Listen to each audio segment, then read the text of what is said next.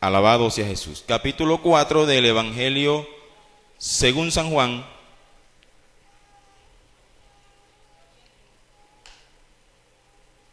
Amén. Voy a leer a favor de todos en el nombre del Padre, y del Hijo, y del Espíritu Santo.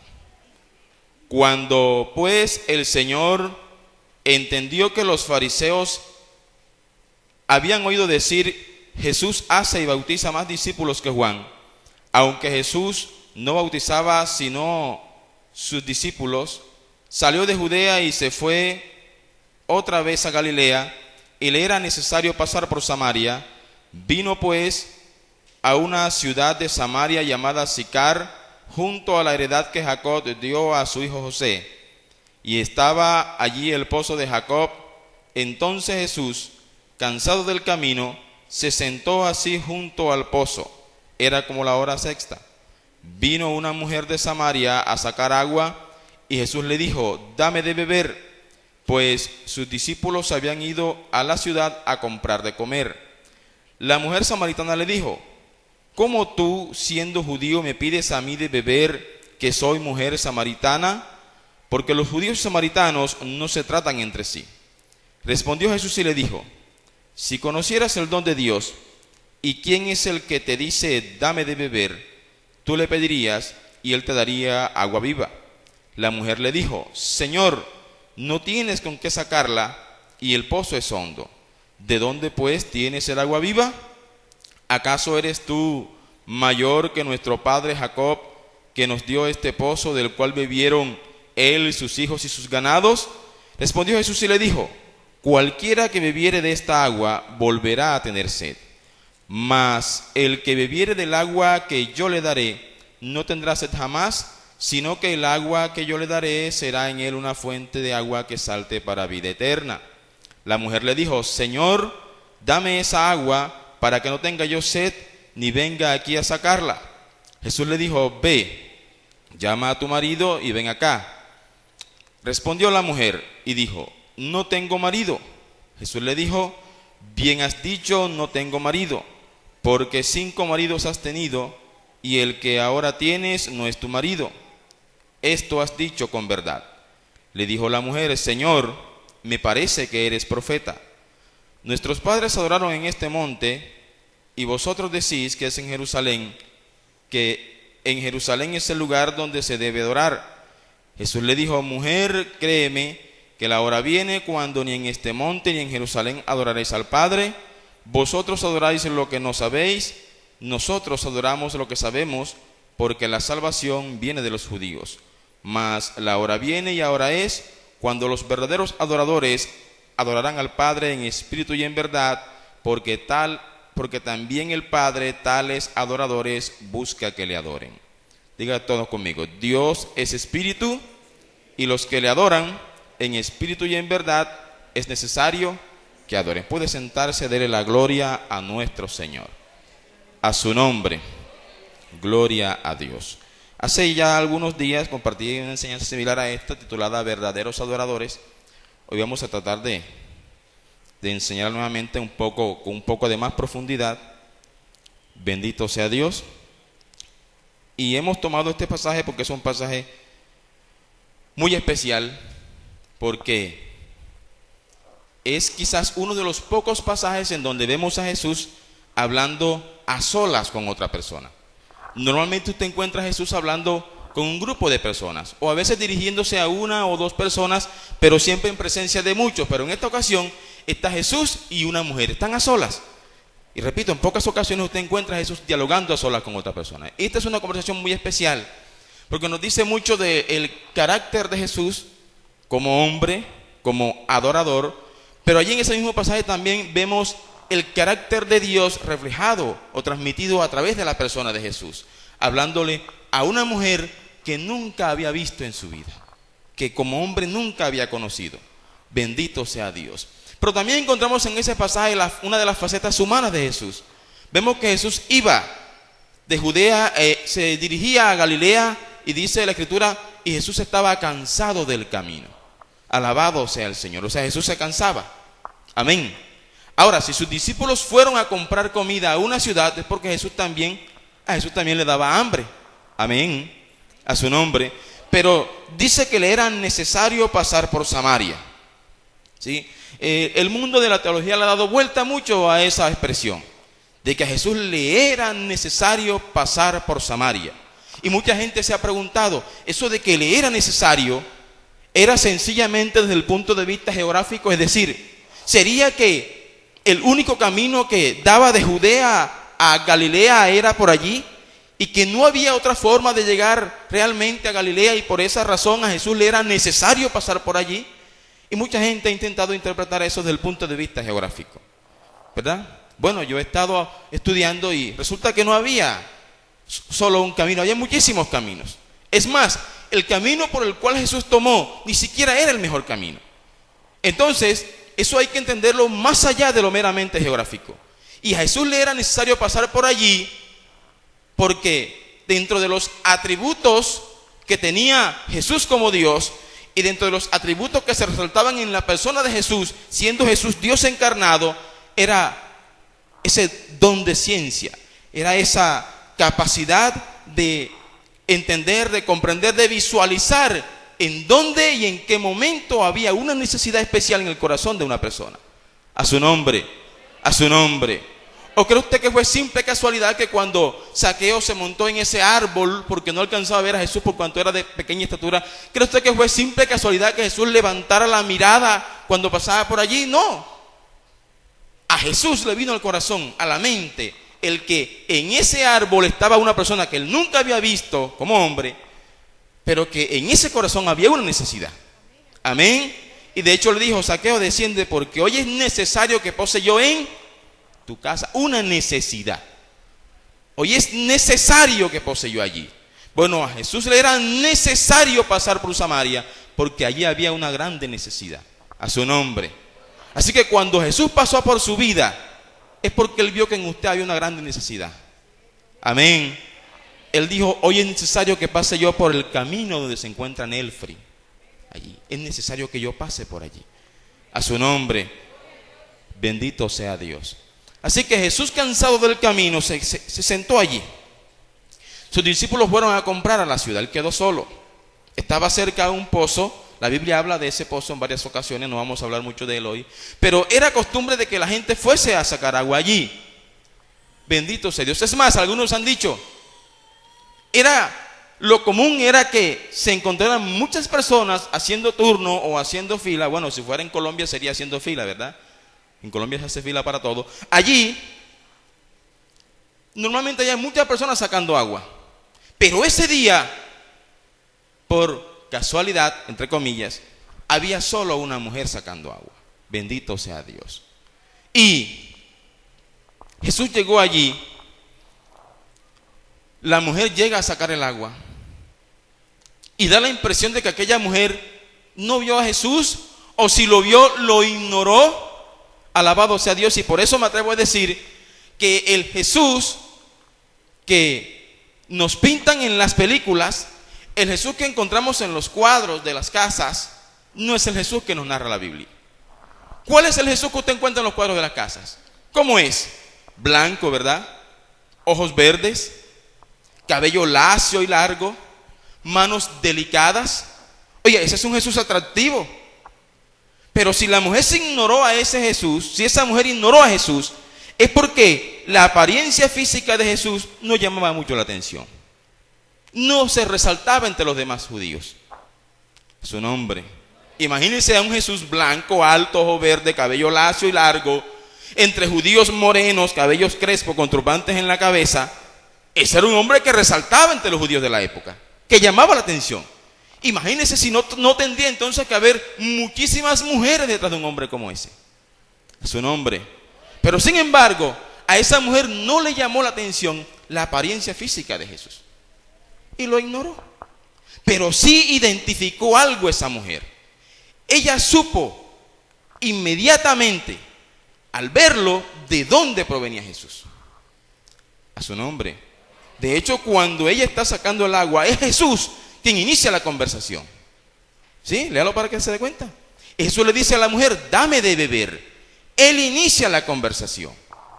Y la mujer lo que le dice es, ¿cómo tú, siendo judío, mire que lo identificó, supo, no sé de qué manera, por su apariencia física, no sé si por su forma de vestir, no sé, pero ella supo automáticamente de que ese hombre era judío? Pero ¿cómo tú, siendo judío, me pides a mí de beber, que soy mujer samaritana? Es decir, en el corazón de esa mujer había un prejuicio social que ella tenía y que le impedía a ella en ese momento darle de beber a ese hombre por el hecho de ella ser samaritana y por el hecho de él ser judío. Porque judíos y samaritanos no se tratan entre sí. Había un problema entonces de tipo social entre judíos y samaritanos. Pero vuelvo al hecho de que ella lo identificó. Y mire que no lo identificó, repito, como Dios. No lo identificó como un hombre apuesto. Lo identificó como un simple judío. Amén. Hasta ese momento esa mujer consideraba que estaba hablando con cualquier hombre de Judea. A su nombre, bendito sea Dios. Ahora él le dice, mujer, vamos a ir a la escritura. Capítulo 4 de Juan. Versículo 10. Respondió Jesús y le dijo, si conocieras el don de Dios, y quién es el que te dice, dame de beber, tú le pedirías y él te daría agua viva. Mire que Jesús mismo está diciendo, si conocieras, es decir, si te dieras cuenta, si te percataras de quién es el que está aquí, tú le pedirías a él. A su nombre. La gente le pide a Dios y la gente se acerca a Dios cuando lo identifica. Amén. ¿Se acuerda que en cierta ocasión Jesús llamó a sus discípulos y le dijo, mire, díganme ustedes, díganme, ¿quién dice la gente que soy yo? ¿O qué es el Mesías? Si algunos dicen, unos dicen que Elías, otros dicen que Jeremías, otros dicen que cualquiera de los profetas. Y de pronto le puso la mano en el hombro a Pedro, son palabras mías, y le dice, ¿y tú quién dices que soy yo? Y Pedro le dijo, tú eres el Mesías, tú eres el Cristo, el Hijo de Dios. Es decir, allí Pedro identificó a Jesús, el hombre, el judío, el de carne y hueso, como el Mesías. Lo identificó. Ahora, Jesús le dice, yo también te digo que tú eres Pedro. En otras palabras, si tú me identificas a mí, yo te identifico a ti. Su nombre. Cuando tú identificaste al Señor, el Señor te dijo, yo sé quién eres tú. Amén. Y cuando vayamos allá a su presencia, Él no tendrá que decirnos como aquellos, nunca te conocí. Quien no ha identificado a Jesús, Jesús no le ha identificado a Él. Yo también te digo que tú eres Pedro. Y le dice, y sobre esta roca edificaré mi iglesia. Ahora, la roca no es Pedro. Es sobre esa declaración, sobre ese acto de reconocimiento, de empatía, de comunión, de relación. Sobre esa roca, Cristo edificó a su iglesia. Sobre el hecho de que yo le identifico a Él y Él me identifica a mí. Cada vez que alguien identifica a Cristo y Cristo le identifica a Él, su iglesia va creciendo. Dele un aplauso al Señor. Bendito sea Jesús. Su nombre. Gloria a Dios. Alabado sea Jesús. Pero si conocieras el don de Dios, la palabra don tiene muchos sinónimos. Sí, a veces se traduce como regalo, dádiva, obsequio, en fin. Si conocieras el don de Dios, bueno, Jesús en ese momento era el don de Dios.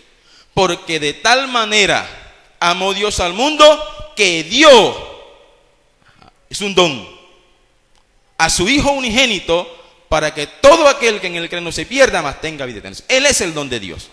Amén. Pero ahora, a eso podemos añadirle otras cosas. El don de Dios es Jesús. Por lo tanto, el don de Dios es la salvación. Por lo tanto, el don de Dios es la vida eterna. Amén. Si entendieras, si conocieras, si identificaras lo que significa, lo que vale el regalo de Dios, tú le pedirías a Él. Amén. Y Él te daría algo especial. ¿Qué le daría Jesús? Siga leyendo. Dice, y Él, tú le pedirías y Él te daría agua viva. A su nombre, La mujer le dijo: Señor, no tienes con qué sacarla y el pozo es hondo. No entendía Jesús todavía. ¿De dónde pues tienes tú el agua viva? ¿Acaso eres tú mayor que nuestro padre Jacob, que nos dio este pozo, del cual bebieron él, sus hijos y sus ganados? Mire que aparece nuevamente la palabra dio.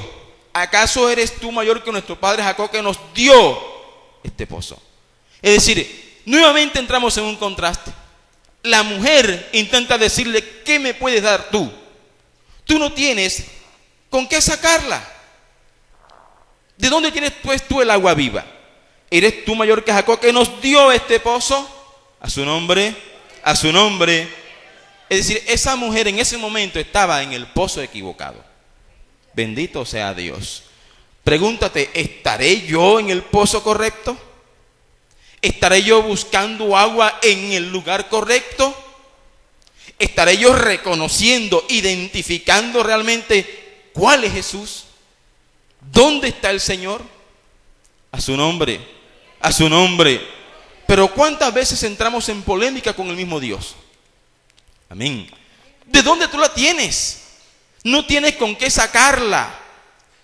Yo recuerdo que a mí me dijo fulano que se acordaban de Jacob, se acordaban de sus padres, de las muchas veces que fueron a sacar agua a ese pozo. Pero Jesús más adelante le dice: cualquiera que bebiere de esa agua, ¿qué pasará? Volverá a tener sed.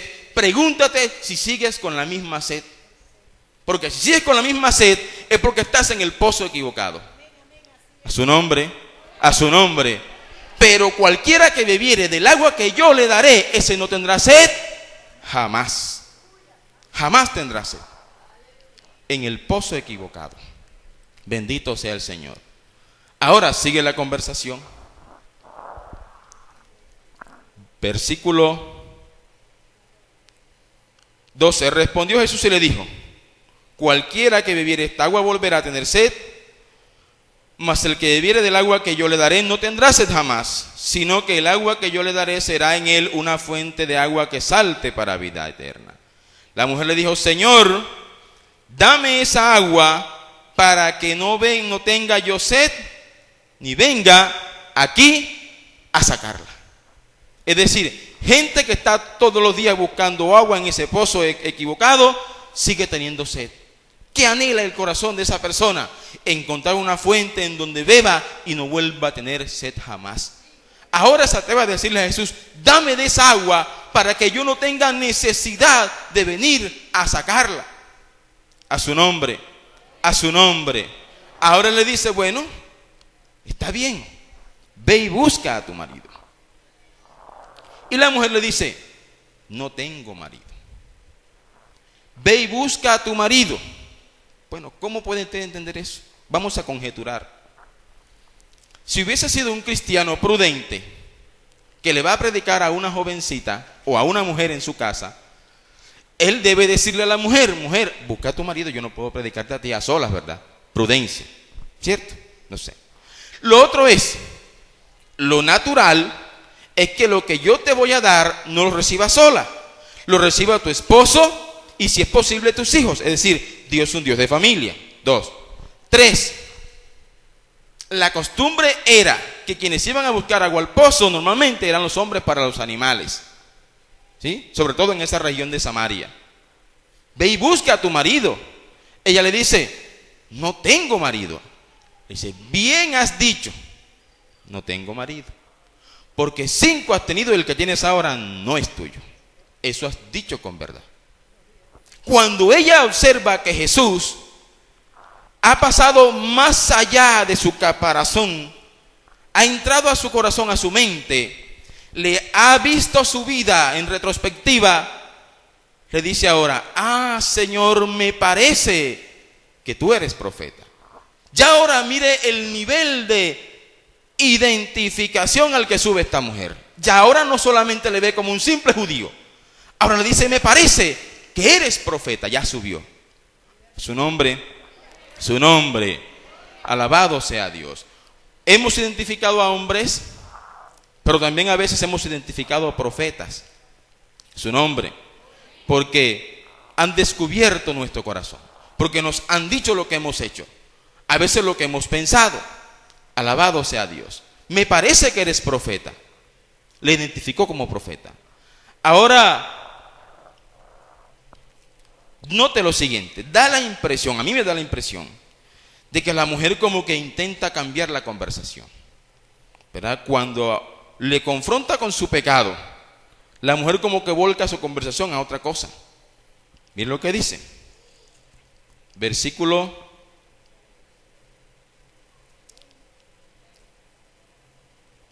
20. Nuestros padres adoraron en este monte y vosotros decís que es en Jerusalén el lugar donde se debe adorar. Da la impresión de que yo hubiese dicho, no vamos a seguir hablando de ese tema, vamos ahora a este otro tema. Cambió la conversación, ¿sí? Ustedes o sus padres, los judíos, dicen que es en Jerusalén donde se debe adorar. Nosotros y nuestros padres decimos que es en este. Bueno, seguramente ya no dijo en este. Desde allí se alcanzaba a apreciar un lugar en donde por muchos años en esa región habían adorado dioses paganos. Y seguramente ella señaló y dijo, ustedes dicen que es en Jerusalén. Nosotros decimos que es en este monte. Alabado sea Dios. Comenzó a colocar nuevamente un problema, un prejuicio de tipo social entre Jesús y ella. Es decir, como que le dijo a Jesús, espérate allí. Vamos a arreglar primeramente un asunto. Problema de religión. A su nombre. A su nombre. Mire que siempre que usted va a predicarle a alguien en su casa y usted le toca el lado sensible, inmediatamente él se volca por el lado de la religión. Dice, pero es que ustedes dicen esto, pero es que ustedes dicen aquello, ¿verdad? Y a mí me ha pasado, y sé que a usted le ha pasado. Cuando usted le toca la fibra sensible a alguien con la palabra, sin de pronto sin mala intención, con la palabra, esa persona automáticamente va a tocar el plano religioso. Y le va a preguntar, ¿y ustedes son de los que se privan? ¿Cierto? Y ellas se caen y les va a desviar la conversación. A su nombre, esta mujer hizo exactamente eso, desvió la conversación. Ustedes y nosotros, bendito sea Dios. Ahora Jesús, que es la sabiduría hecho hombre, mire lo que le dice. 21. Jesús le dijo, mujer, créeme que la hora viene cuando ni en este monte ni en Jerusalén adoraréis al Padre. Vamos a hacer un poco de recuento histórico. ¿Por qué esa mujer se atreve a colocar ese obstáculo, ese prejuicio social y religioso entre Jesús y ella? Ella conocía la historia y Jesús la conocía mucho más. Bendito sea Dios.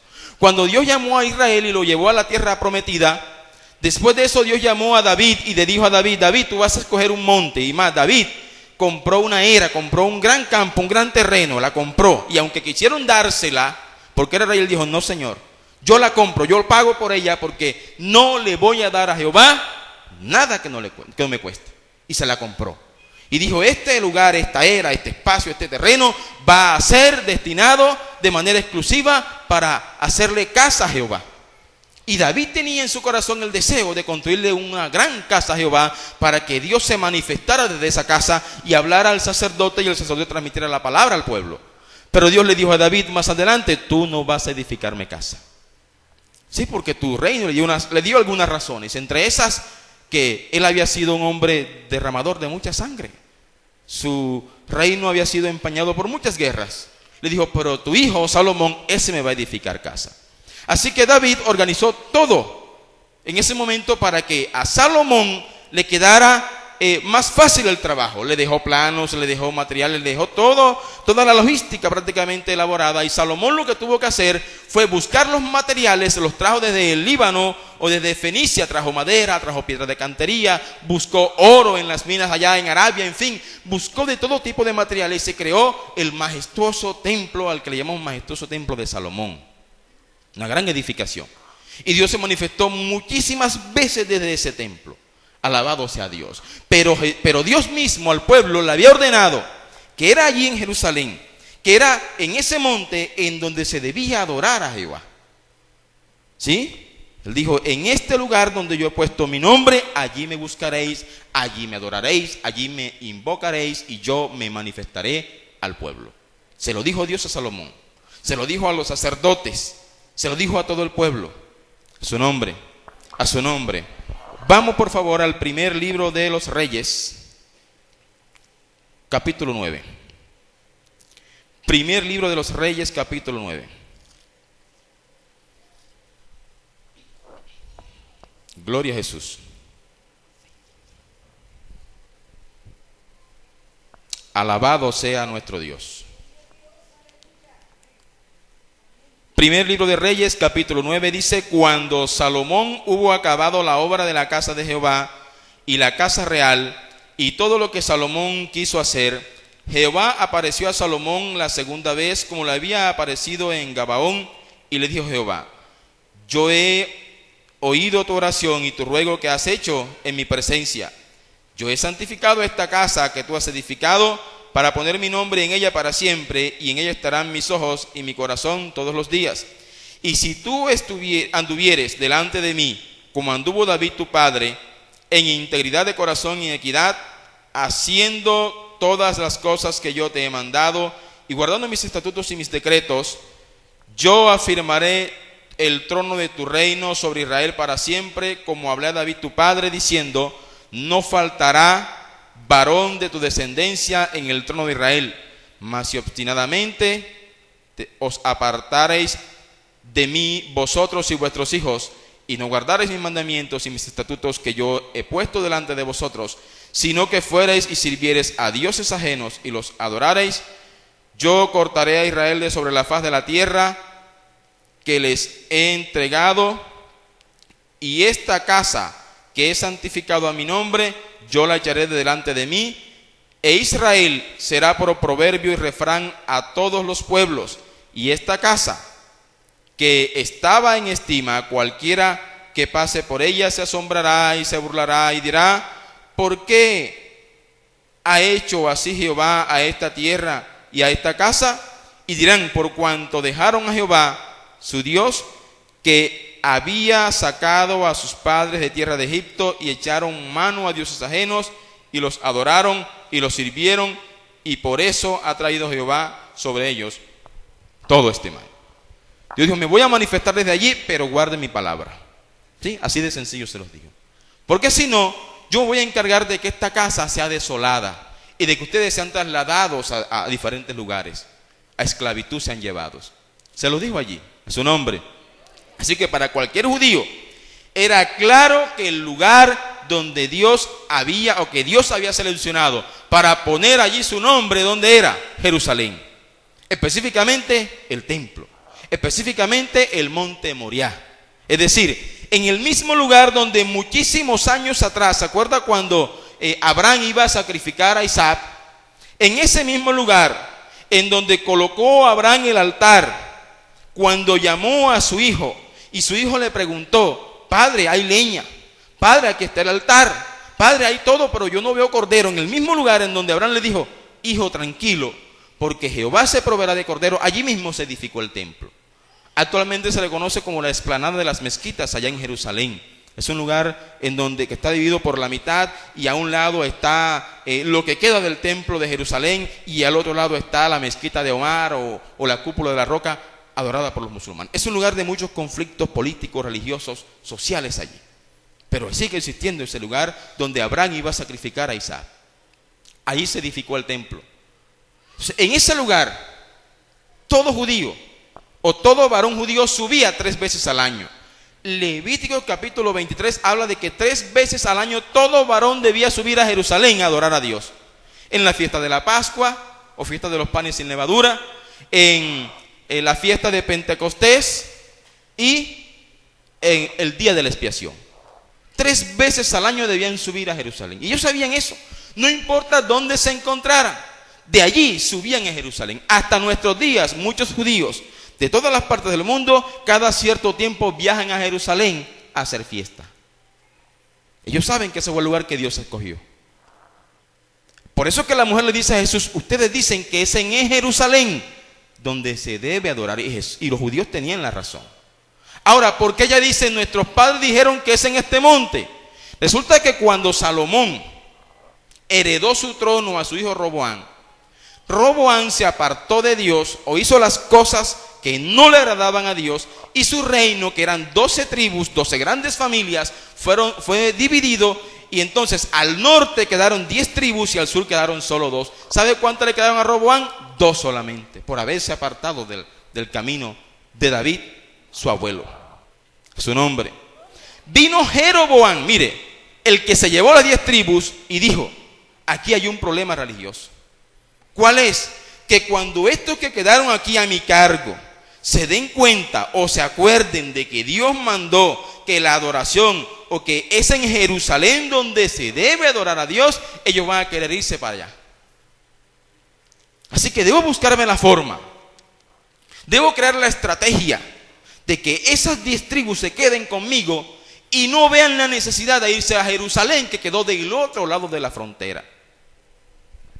Y sabiendo Jeroboam que ese pueblo era un pueblo religioso, él hizo lo siguiente. Vaya a primer libro de Reyes. Bendito sea Dios. Capítulo 12 del primer libro de Reyes. Primer libro de los Reyes, capítulo 12. Desde el verso 25 en adelante, dice: entonces reedificó Jeroboam a Siquem en el monte de Efraín, y habitó en ellas, y saliendo de allí reedificó a Peniel. Y dijo Jeroboam en su corazón: ahora se volverá el reino a la casa de David, si este pueblo subiera a ofrecer sacrificios en la casa de Jehová en Jerusalén, porque el corazón de este pueblo se volverá a su señor Roboam, rey de Judá, y me matarán a mí, y se volverán a Roboam, rey de Judá. Y habiendo tenido consejo, hizo el rey 2 becerros de oro, y dijo al pueblo: bastante, habéis subido a Jerusalén. He aquí tus dioses, oh Israel, los cuales te hicieron subir de la tierra de Egipto. A su nombre. Mire que Jeroboam, sabiendo que el pueblo se iba a inclinar hacia Jerusalén, dijo: yo los voy a atajar aquí. Y dice: y habiendo tenido consejo, es decir, seguramente se reunió con un grupo de personas, de sabios, humanamente hablando, y le dijeron: a esta gente lo controla, pero con la religión. Así que él dijo: está bien. Le hizo 2 becerros de oro. Yo voy a parafrasear lo que dice más adelante. 2 becerros de oro de fundición. Llamó al pueblo, a las 10 tribus, le dijo: bastante habéis subido a Jerusalén. Mire, la idea que sembró en el corazón del pueblo: bastante habéis subido a Jerusalén. ¿Cuántas veces el enemigo ha intentado colocar ideas como esa en nuestro corazón? Bueno, pero ya bastante habéis ido a la iglesia.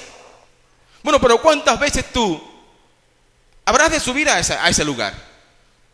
¿En cuántas ocasiones orarán por ti y no pasa nada? ¿Cuántas cosas intenta el enemigo colocar en mi corazón, en su corazón, para que usted deje de buscar a Dios donde realmente lo ha dicho? A su nombre, a su nombre. Colocó 2 becerros de oro, y ¿sabe qué? Les puso uno en Dan, muy al norte en Dan, y uno en Betel, muy al sur, muy cerca a la frontera con Jerusalén o con Judea. ¿Para qué? Les puso las cosas fáciles. ¿Sí? Antes cualquiera que estuviera en cualquier lugar bajaba a Jerusalén sin ningún problema. Ahora él está haciendo las cosas mucho más fáciles. Eso es lo que hace el mundo de hoy. Eso es lo que hace el evangelio moderno. A su nombre. Eso es lo que hacen los líderes de muchas iglesias de hoy en día. Le ponen a usted y me ponen a mí las cosas fáciles, ¿sí? Y le puso uno en Dan al norte, uno en Betel al sur, y le dijo: bueno, el que quiera, el que le quede más fácil, vaya a Dan. El que le quede más fácil ir al sur, vaya al sur. Facilismo en el evangelio.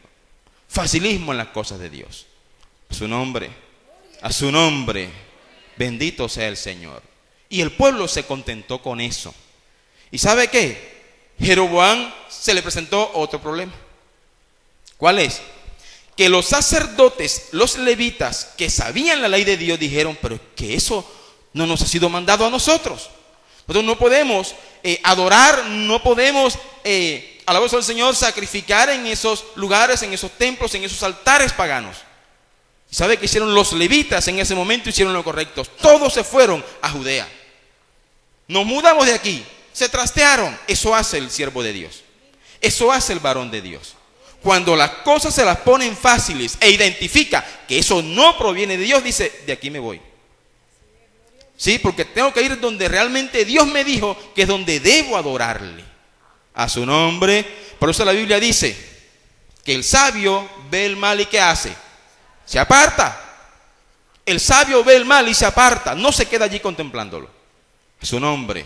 Bendito sea Dios. Dijeron, nos vamos de aquí. Jeroboam, ¿qué tuvo que hacer? Tuvo que buscar sacerdotes de cualquier tribu. Yo no sé si hizo un casting, audiciones, no lo sé. Pero él buscó y colocó sacerdotes en esos lugares paganos. Es más, se atrevió a decirle al pueblo, estos fueron tus dioses que te sacaron de la tierra de Egipto. Es decir, desvió totalmente el corazón del pueblo hacia la adoración pagana. Alabado sea el Señor, a su nombre. Desde ese momento comenzó la contienda religiosa y social entre judíos y samaritanos, al norte y al sur. Así que cuando la mujer le dice a Jesús, ustedes y nosotros, se estaba acordando de esa historia. A su nombre, prejuicio social y religioso. Alabado sea Jesús. A su nombre, bendito sea Dios. Seguimos leyendo en un pasaje, ahí mismo en primer libro de Reyes, capítulo 12. Hay un versículo, el versículo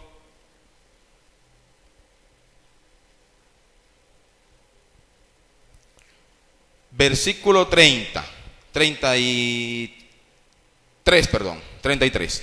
Sacrificó pues, hablando de Jeroboam, sobre el altar que él había hecho en Betel, a los 15 días del mes octavo, el mes que él había inventado de su propio corazón, e hizo fiesta a los hijos de Israel y subió al altar para quemar incienso. Vamos a recapitular. ¿Qué colocó? Primero, becerros, dioses paganos. Segundo, instituyó un falso sacerdocio. Colocó sacerdotes que no habían sido ordenados por Dios. Y tercero, organizó su propia fiesta. Dios le había mandado a hacer fiesta al pueblo en fechas especiales. Y él dijo, bueno, para que el pueblo no se me vaya tras esas fiestas de Jerusalén, yo les voy a inventar mi propia fiesta. Y la colocó en otra fecha. En el mes segundo, la fiesta realmente era el mes primero, el mes de Abib. Entonces mire cómo la religión puede en cualquier momento trastornar nuestra visión respecto de las cosas de Dios. Amén. Mucho más cuando el líder que tiene conocimiento lo hace adrede. Su nombre, porque la Biblia dice, por cuanto no creen a la verdad, Dios les manda entonces un poder engañoso para que crean más a la mentira. A su nombre. Y ellos mismos se creen ese cuento. Bendito sea Jesús. Fiestas paganas. Así que cuando había la confrontación entre judío y samaritano, algunos decían, mira, la fiesta es el 14, el 15 de Abib. Los otros decían, no señor, es el 15 del mes segundo. El judío decía, mira, es a los levitas a los que Dios llamó. El samario decía, no señor, acá hay sacerdotes de tal tribu, de la tribu de Isaacar, por decir algo. El judío decía, Dios dijo que es en Jerusalén. El samario decía, acá me dijeron que es en Betel. Problemas de religión. A su nombre.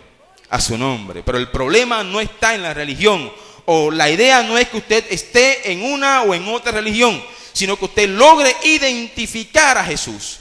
Por eso Jesús le dijo a la mujer, si conocieras el don de Dios, a su nombre, si identificaras a Jesús, ¿quién habla contigo? Ahí está el problema, ahí está la situación, ahí está la solución, en identificar a Jesús. A su nombre. Volvemos a Juan capítulo 4. Bendito sea el Señor.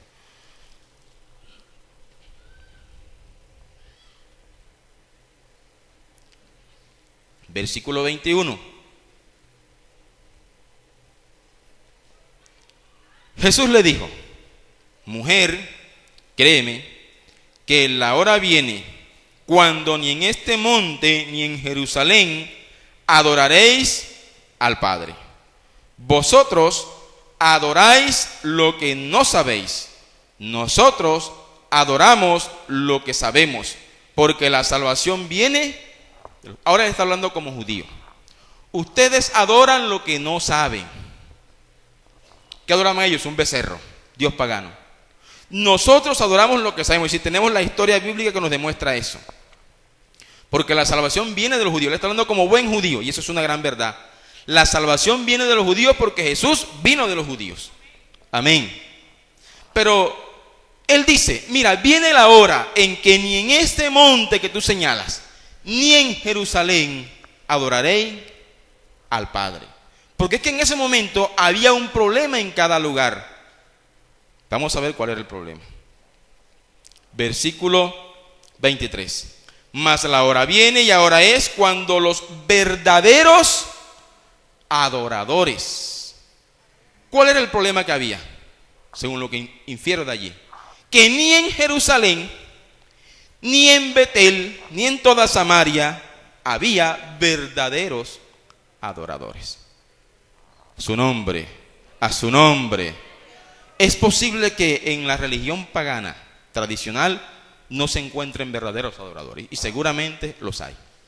Debe haber personas allí que van con un corazón sincero a buscar a Dios, que de pronto tienen una fe desviada, que de pronto han sido mal enseñados, pero seguramente allí habrá uno que otro, Dios lo sabe, ¿verdad? Pero hablar de que en ese gremio de personas se da una verdadera adoración está difícil. Ahora, Jesús está diciendo, verdaderos adoradores no los hay ni en Jerusalén ni en Samaria. Vamos a mirar cómo se hacía la adoración en Jerusalén. ¿Qué había en Jerusalén? Estaban los verdaderos sacerdotes, los que Dios había ordenado. Estaban los verdaderos levitas. Estaba el verdadero templo. Estaban los verdaderos utensilios.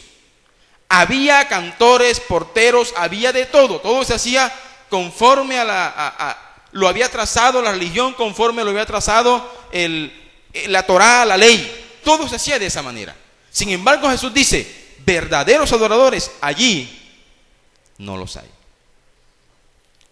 ¿Sí? Y lo ratifica en el segundo versículo. Dice, siguiente versículo dice, mas la hora viene y ahora es cuando los verdaderos adoradores adorarán al Padre en espíritu y en verdad, porque también el Padre tales adoradores busca que le adoren. O sea, el Padre estaba buscando verdaderos adoradores, y que Jerusalén no lo sabía. Y por eso siempre me he dicho, la adoración no depende de cuántos cantan. ¿Sabe de cuánto era el coro en Jerusalén? Mínimo 400. Así que no dependía de cuántos cantan. Había arpas, címbalos, salterios, ¿sí? Decacordios, de todo tipo de instrumentos que se sonaban de una manera impresionante. Los mejores cantores de la historia han sido judíos. Y seguramente en ese momento estaban los mejores cantores de la época. Y sin embargo Jesús dice, el Padre está buscando verdaderos adoradores. A su nombre, a su nombre. Entonces la verdadera adoración va más allá de un canto bonito. Amén. Va más allá de una gran instrumentación. Está mucho más lejos de una multitud de personas que cantan en coro. A su nombre. Va más allá de un templo majestuoso. Más allá de sacerdotes, pastores o ministros ordenados. Está mucho más lejos la verdadera adoración de los instrumentos o utensilios que utilizamos. Está lejos de eso. Jesús decía, mi Padre está buscando verdaderos adoradores que le adoren en espíritu y en verdad. Su nombre, brinden un aplauso fuerte a nuestro Dios. Gloria a Jesús. Alabado sea el Señor. Y es probable que en muchas ocasiones hemos subido a la casa de Dios, hemos llegado al templo santo del Señor, ¿sí? Dispuesto a entonar un cántico de alabanza. Bendito sea el Señor. Pero es probable que lo hayamos hecho muy lindo, Y como dice un hermano por acá, y nos hayamos gozado en la presencia de Dios. Pero es probable que la adoración no haya sido en espíritu y mucho menos en verdad. A su nombre. Y es por eso que el culto puede ser muy hermoso. Y podemos traer al predicador más ungido del momento y ha puesto las manos sobre usted.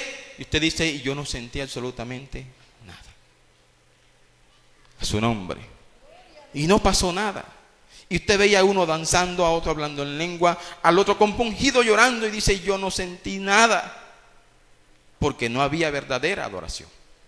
A su nombre. Es más, el que uno haya estado llorando, no todas las veces tampoco me dice que esté adorando realmente. Sí, porque mire, la mente y el corazón a veces son tan traicioneros que cualquier recuerdo, cualquier momento de melancolía, de añoranza me pone a llorar. Y confundo eso con una adoración real. A su nombre. A su nombre. Se los digo por experiencia, una experiencia personal.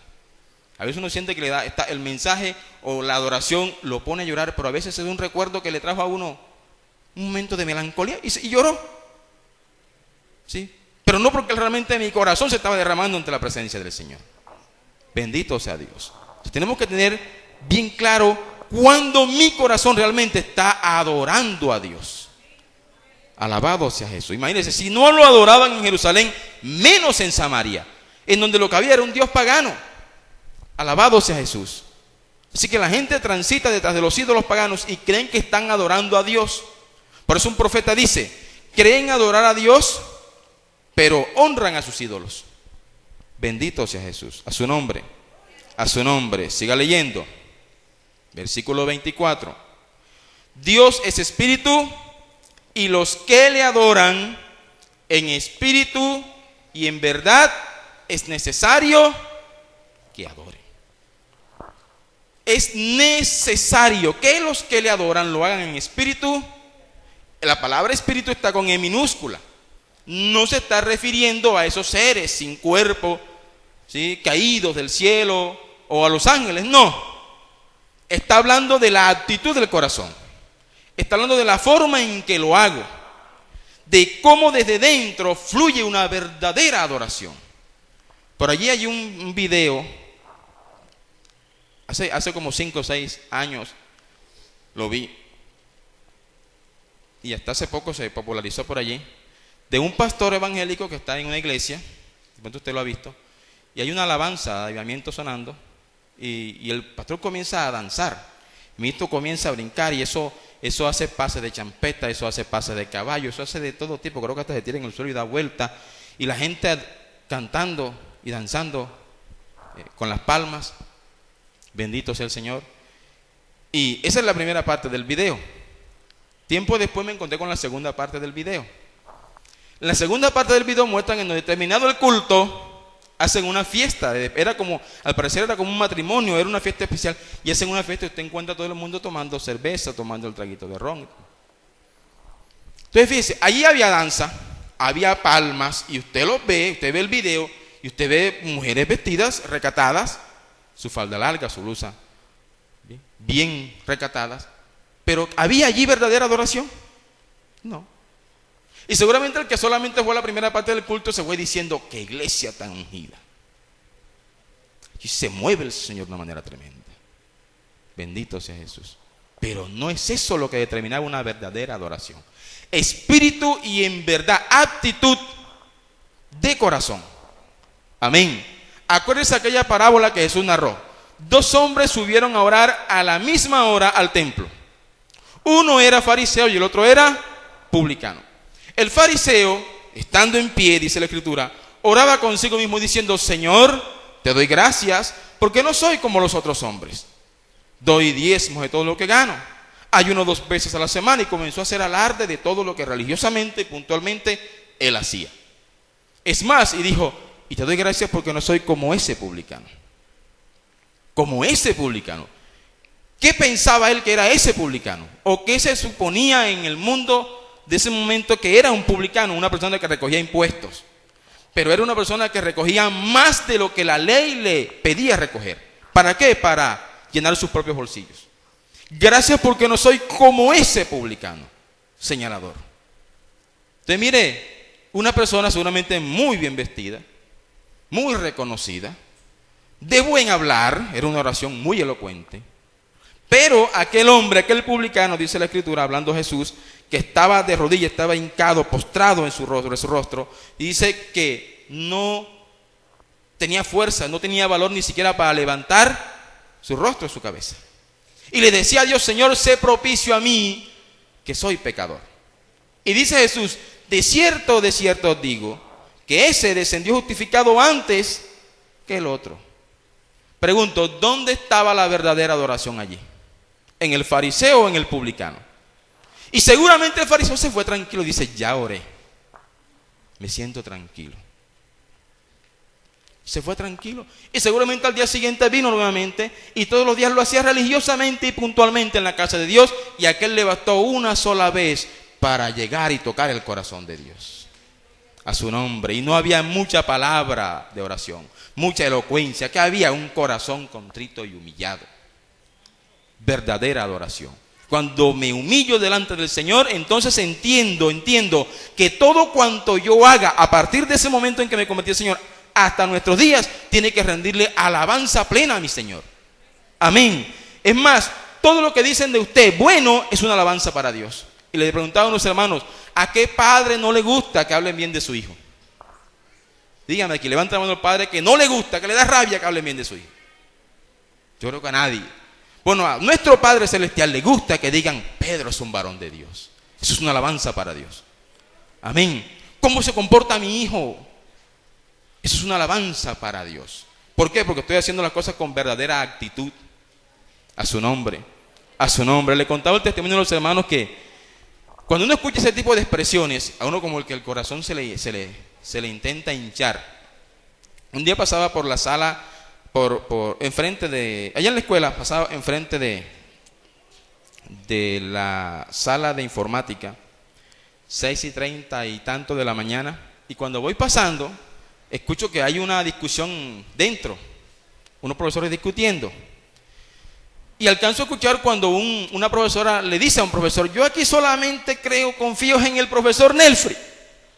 Meto las manos en la candela por él. Bueno, cuando uno escucha eso, imagínese. Sí, cierto, uno el corazón le intenta y uno como que quiere caminar en el aire en ese momento. Pero uno como que automáticamente el espíritu le dice: aplácate, apacíguate, bájate, ¿verdad? Pero después entendí que en tanto dicen eso de mí, le dan la gloria a Dios. Amén. En tanto digan eso de usted, la gloria siempre será para el Señor. Aplauda a nuestro Dios. Eso es adoración a Dios. Gloria a Jesús. Bendito sea Dios. Pero todo lo que hago debe ser con verdadera actitud y disposición para Dios. Por eso Pablo dijo: todo lo que hagáis, hacedlo como para el Señor. Amén.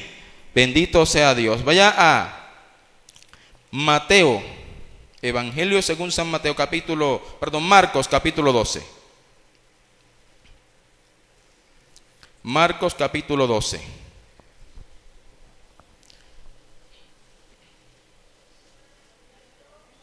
Gloria a Jesús. Versículo 41 en adelante. Bendito sea Dios. Dice: estando Jesús sentado delante del arca de la ofrenda, miraba cómo el pueblo echaba dinero en el arca, y muchos ricos echaban mucho. Y vino una viuda pobre y echó 2 blancas, o sea, un cuadrante. Entonces, llamando a sus discípulos, les dijo: de cierto os digo que esta viuda pobre echó más que todos los que han echado en el arca. Porque todos han echado de lo que les sobra, pero esta de su pobreza echó todo lo que tenía, todo su sustento. Su nombre. Gloria a Dios. Eso también es adoración. Amén. Cuando lo que doy, lo doy de corazón para Dios. Amén. A su nombre. Jesús estaba sentado observando cerca al arca de las ofrendas. Usted lo acaba de leer allí. Y mucha gente echaba, todo el pueblo venía y echaba. Todo el pueblo venía y echaba. Y seguramente Jesús allí observaba el corazón de cada uno. la actitud con que lo hacía. Imagínese a alguien, por ejemplo, dando un diezmo muy grueso, ¿sí? 500,000 pesos, colocó allí, lo colocó en letras grandes y en rojo, y paseó toda la iglesia con su sobre de diezmo, ¿verdad? Y fue y lo depositó con toda esa parsimonia en el arca de las ofrendas. Si usted lleva eso, ese evento que le estoy narrando, a una de esas mega iglesias de hoy, mire, ahí se da un aplauso tremendo, ¿cierto? Ahí todo el mundo ahorita de joven le dice gloria a Dios por ese diezmo de 500,000 pesos. Bendito sea el Señor. De pronto otro viene y sin que nadie se dé cuenta saca su monedita de 50 o de 100 pesos. Mira para allá y dice, nadie me está viendo, y la dejó caer. De pronto porque la monedita estaba sucia, de esa que ya casi no se le ve el número, y lo echó de corazón. Bendito sea Dios. Y dijo, Dios bendiga su obra, o esto lo hago para la gloria del Señor. Eso es una adoración al Señor. Amén. Todo lo que hago, todo lo que doy, todo lo que sale de mi corazón o todo lo que sale de mi bolsillo, primero debe salir de aquí. Por eso siempre le he dicho al pueblo, cuando usted diezme, si lo hace por obligación, se queda sin bendición. Pablo dijo, cada uno dé como propuso, ¿dónde? En su corazón, no con tristeza ni por necesidad, porque Dios ama al dador alegre.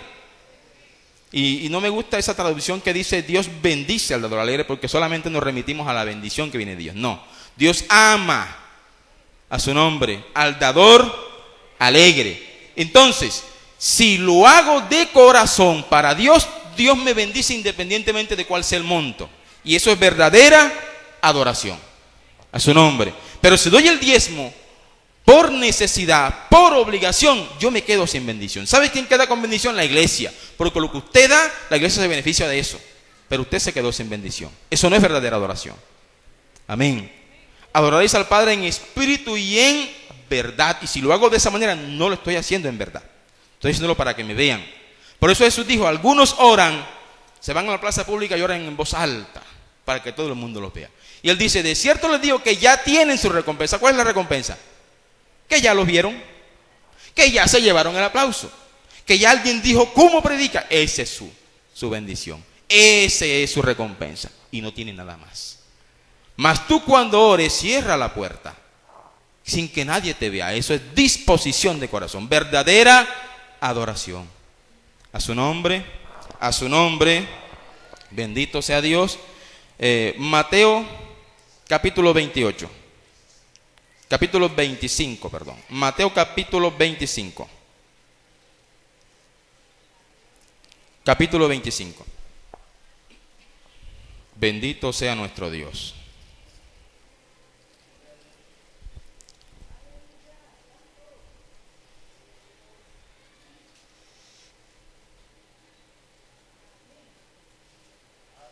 Versículo 31. Cuando el Hijo del Hombre venga en su gloria, y todos los santos ángeles con él, entonces se sentará en su trono de gloria, y serán reunidos delante de él todas las naciones, y apartará los unos de los otros, como aparta el pastor las ovejas de los cabritos, y pondrá las ovejas a su derecha y a los cabritos a su izquierda. Entonces el rey dirá a los de su derecha, venid, benditos de mi Padre, heredad el reino preparado para vosotros desde la fundación del mundo.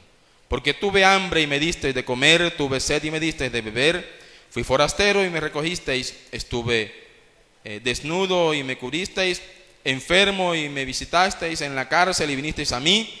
Entonces los justos le responderán diciendo, Señor, ¿cuándo te vimos hambriento y te sustentamos, o sediento y te dimos de beber? ¿Y cuándo te vimos forastero y te recogimos, desnudo y te cubrimos? ¿O cuándo te vimos enfermo o en la cárcel y vinimos a ti? Y respondió el rey, y respondiendo el rey les dirá, de cierto os digo, que en cuanto lo hicisteis a uno de estos mis hermanos más pequeños, a mí lo hicisteis. Entonces dirá también a los de la izquierda, usted conoce la historia, vamos a dar hasta allí. A los de la izquierda dice todo lo contrario. Ustedes no hicieron esto. ¿Cuándo rendimos verdadera adoración a Dios? Cuando mis obras, mis actos demuestran que Dios ha cambiado mi vida. Cuando tiendo la mano al menesteroso, al necesitado, cuando doy al hambriento, cuando cubro al desnudo, cuando visito al que está en problemas. Eso demuestra de mí que soy un verdadero adorador. A su nombre, a su nombre. Bendito sea el Señor. Alabado sea Jesús. Cuando Juan el Bautista estaba en la cárcel, llegó un momento en que la opresión que había sobre él lo puso a dudar respecto a si Jesús era realmente el Mesías. Y mandó a algunos de sus discípulos a preguntarle, vayan y pregúntenle a Jesús si él realmente es el Mesías. Y Jesús le mandó a decir a Juan, vaya y díganle a Juan que los ciegos ven, los sordos oyen, los cojos andan, los leprosos son limpiados y a los pobres les es anunciado el Evangelio. Es decir, Jesús lo que le mandó a Juan fue el testimonio que él tenía con respecto a la humanidad, que era lo bueno que él le estaba dando a la humanidad. A su nombre, a su nombre. Y eso le bastó a Juan para saber que ese era el Hijo de Dios, porque eso era lo que decían de Jesús los profetas. Y Juan, que conoció la Escritura, cuando escuchó esas palabras del labio de sus discípulos, dijo, ese es el Mesías, y pudo descansar en paz. A su nombre, a su nombre. La gente va a hablar bien de Dios cuando vea que sus hijos, que sus enviados hacen lo bueno. Eso se llama testimonio. Amén. Mostrar con nuestros actos que realmente hemos sido transformados, cambiados. Amén. Y eso es verdadera adoración a Dios. Hoy, en cambio, hay artistas, mire, por eso digo, es más que un canto. El pastor Faustino creo que tiene una historia por allí de unos, bueno, de hecho debe haber muchos cantantes que se bajan de allí de la tarima y salen corriendo porque a determinada hora tienen otra escuela dominical que amenizar por allá. Y se ganan la vida cantando en iglesias cristianas. Son artistas. ¿Usted cree que donde llegue ese hombre habrá verdadera adoración? ¿O esa mujer? Yo no creo. Yo lo dudo muchísimo. Bendito sea Dios. A su nombre. A su nombre. Bendito sea el Señor. Sin embargo, cuando los apóstoles estaban en la cárcel, cantaban, ¿verdad?, cánticos a Dios. Y seguramente Pedro, que era así tosco, no tenía una buena voz para alabar a Dios. De pronto hasta se perdían los instrumentos. De pronto ni pulso tenía para tomarle ritmo a la alabanza. Pero comenzó a cantar a Dios y se estremecieron los cimientos de la cárcel y se abrieron y fueron libres. Amén. Es decir, cuando hay un cristiano que manifiesta con su comportamiento, con su forma de ser, con su testimonio, que Dios lo ha transformado, eso adora más a Dios que miles de personas cantando a una al son de muchos instrumentos. Mi vida es la que debe adorar a Dios. Esos son los que vamos a entrar al reino de los cielos. Cuando Él nos llame y haga una caracterización de cómo fue su vida y mi vida, va a decir, este aprueba y este no, este aprueba y este no, este va a las tinieblas de afuera. Por eso Apocalipsis dice, y todo el que no se halló inscrito en el libro de la vida fue echado en el lago de fuego. En el cielo hay un libro. Y Moisés como que se enteró algún día de ese libro existía. Y cuando el pueblo pecó contra Dios, Moisés le dijo a Dios, Señor, ráeme entonces de tu libro que has escrito. ¿Quién le dijo a Moisés que ese libro estaba escrito? Pero él se enteró y Dios le dijo, yo raeré al que pecare contra mí. ¿Sí? Entonces, Dios nos tiene ya anotados en un libro, porque usted sabe que aquí hacen censos, ¿verdad? Y usted se busca en la página del FOSIGA y ahí aparece su número de cédula. Hacen censos. Y en Colombia saben cuántas personas hay en el país. Bueno, uno que otro clandestino. Pero en el cielo, Pablo dice que nuestra ciudadanía está ¿dónde? En el cielo. ¿Es Pablo quien lo dice? Ahora, Dios tiene un libro allá anotado. Y dice la Escritura que tiene otros libros. Y todo el que no esté escrito en el libro de la vida no puede ser salvo. De pronto buscan allá en el libro de la vida su nombre, su apellido, y dice, pero aquí no está. O de pronto dicen, aquí está. Pero de pronto buscan allá en el otro libro que dice, por decir algo, asesinos. Y ahí aparece como asesino. Pero no aparece en el libro de la vida. Bendito sea el Señor.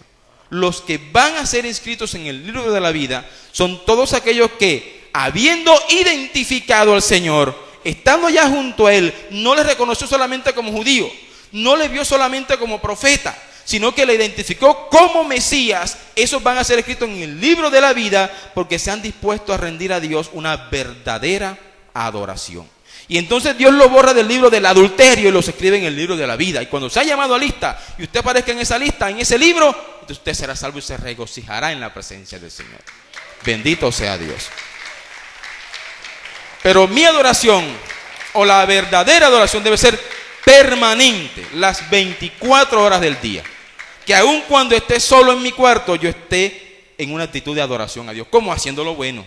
Porque si en lo oculto hago lo malo, perdí el año. Amén. Si vivo de la apariencia, perdí el año. Si muestro una faceta que realmente no tengo, o muestro lo que no soy, perdí el año. Amén. Y Dios le dijo a una iglesia: si no, vendré pronto a ti y borraré tu nombre del libro de la vida. Alabado sea el Señor. Verdaderos adoradores. Vamos a ver a Juan capítulo 4 y terminamos allí.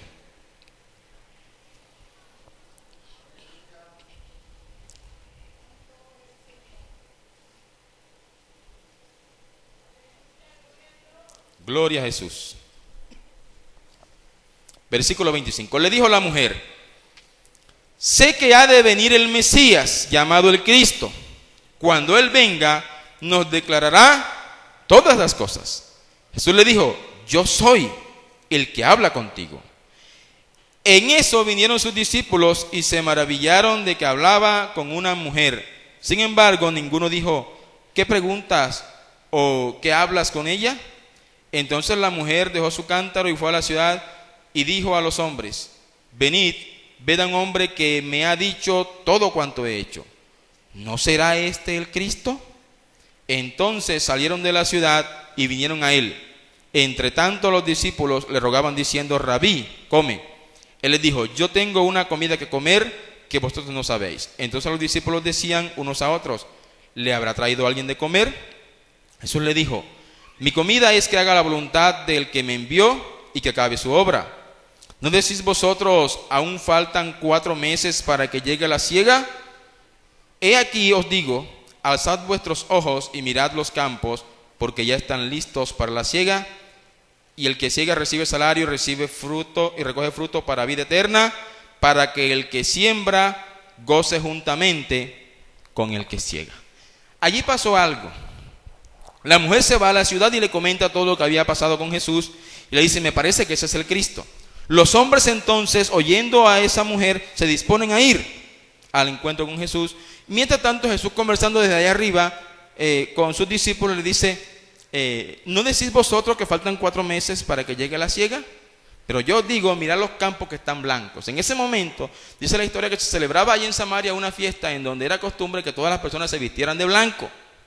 Así que cuando los hombres van subiendo desde la ciudad que estaba en el valle, un poco más arriba, entonces Jesús levanta la mirada y aparentemente Jesús vio esa multitud de personas que venían subiendo a su encuentro y él dice: mirad que los campos están blancos, así que no faltan 4 meses. Bendito sea Dios. Cuando nos encontramos con Jesús, cuando le identificamos como Mesías, usted y yo tenemos que hacer lo que hizo esa mujer. Esa mujer fue y testificó en la ciudad lo que le había pasado. Me he encontrado con alguien que me ha dicho todo cuanto he hecho. Y esos van a querer entonces acercarse al Mesías. A su nombre, a su nombre. Yo no sé, la Biblia no dice más nada acerca de la mujer. Probablemente se convirtió, porque Jesús de hecho vivió o se quedó 2 días en esa ciudad. Probablemente se convirtió. Seguramente entabló una mejor relación con Jesús y hablaron más abiertamente. No lo sé. Lo cierto, mi querido hermano, es que si hemos identificado a Jesús, Jesús pasó, mire, recuerde, Jesús pasó porque había una necesidad. Jesús me ofreció el agua viva. Le identifiqué primero como judío, luego como profeta, ahora le identifico como Mesías. ¿Qué debo hacer entonces? Presentar mi vida como ese instrumento para que otros se acerquen al Señor. Amén. Para que otros se acerquen al Señor. ¿Qué vida tenía esa mujer? No lo sabemos. Pero seguramente algunos decían, mira, aquella mujer que por mucho tiempo fue mala, ahora está predicando de Jesús. Aquella mujer dice que Jesús le ha dicho todo cuanto ha hecho. Aquella mujer conoció al Mesías. Ella dice que está en tal lugar, vayamos a verle. Su vida, mi vida, nuestro testimonio, nuestro andar deben decir, Jesús está en ese lugar. Jesús habita en tal lugar. Hay que buscarle. Predicación. Verdadera adoración implica testimonio, pero implica también dar testimonio, testificar, predicar de que Cristo ha hecho algo en mí. De Cristo me ha cambiado, me ha renovado. Y eso nos va a hacer diferentes. Amén. A su nombre. Un hermano en San Cayetano me decía, estábamos hablando del deporte, y él me decía que había sido ciclista. Y cuando me comentaba sus hazañas en el ciclismo, yo le decía, pero usted fue bueno. Y dice, sí, es que yo no fui uno más del montón. Yo sobresalía. ¿Sí? Y eso me quedó sonando, esa expresión. Y por eso yo le digo, bueno, no podemos ser uno más del montón. Amén. Porque mire, ahora lo que hay es evangélico. Ahora lo que hay es cristiano. Usted se encuentra y usted dice cristiano y dice, yo también. Y uno dice, yo ni mi cuenta me había dado. ¿Cierto? Y uno a veces, mire, ahora hay estrategas en las. Usted se monta un taxi, los taxistas tienen dos memorias. Uno donde tienen la música mundana, y usted se monta y ven que usted es cristiano, entonces le ponen la otra memoria. Y le dicen a usted que el taxista es cristiano. ¿Usted es cristiano así? Yo también. Entonces ya uno no sabe ni a quién creerle. Tiene que el Espíritu darle testimonio a uno de que eso no es. ¿Así es? ¿Sí o no? Pero entonces usted no puede ser, ni yo puedo ser uno más del montón. Amén. Porque sabe que va a hacer Cristo con el montón, lo va a poner en su aventador y va, vea, contra el viento a sacar todo lo que es cáscara, y lo que va a quedar es un poquitico. ¿Sabe cuánta gente tarda un día entero para sacar medio gramo de oro? Eso va a ser el Señor. No podemos ser uno más del montón. Debemos ser, diga usted conmigo, verdaderos adoradores, que adoren a Dios en espíritu y en verdad. Colóquese de pie si puede hacerlo en esta mañana.